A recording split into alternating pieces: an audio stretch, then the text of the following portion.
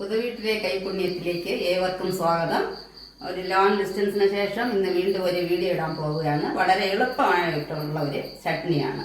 ദോശയ്ക്ക് വീട്ടിലേക്കൊക്കെ കഴിക്കാനുള്ള വളരെ എത്രയും പെട്ടെന്ന് ഉണ്ടാക്കാവുന്ന ഒരു ചട്നിയാണ് ഇടാൻ പോകുന്നത്. ഓക്കെ, ഇതിലേക്ക് ആവശ്യമായിട്ടുള്ള ഇൻഗ്രീഡിയൻസ് ഇതാ, ഒരു മുറി തേങ്ങ എടുത്തിട്ടുണ്ട്. അതിൻ്റെ കൂടെ വറ്റൽമുളക് ഒരു 7 മുളക് ചേർക്കാം നമുക്ക്.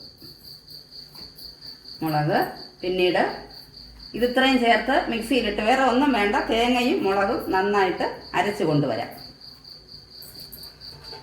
ഇതിൽ ഒരു പഴുത്ത പച്ചമുളക് കൂടെ അരച്ചിട്ടുണ്ട്, അതൊരു മണത്തിന് വേണ്ടിയാണ്. ഇനി നമുക്ക് എണ്ണ ചൂടാകുന്നുണ്ട്, കടുകിടാം.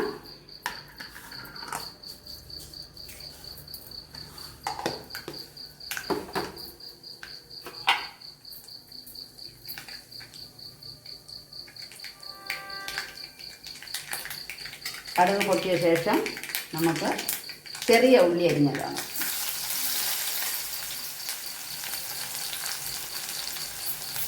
ചെറിയ ഉള്ളി, പച്ചമുളക്, കറിവേപ്പില.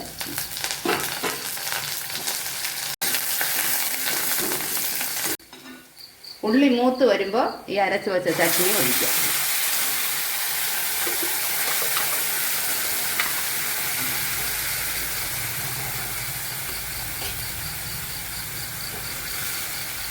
എത്രയ്ക്കാണോ നമുക്ക് ആവശ്യം വെള്ളം അതിന് ചേർത്തോണം. നമുക്കിവിടെ ഞങ്ങൾക്ക് കുറച്ച് ലൂസായിട്ടിരിക്കാനാണ് ഇഷ്ടം, അതുകൊണ്ട് കുറച്ചുകൂടെ വെള്ളം ചേർത്തിരിക്കുകയാണ്.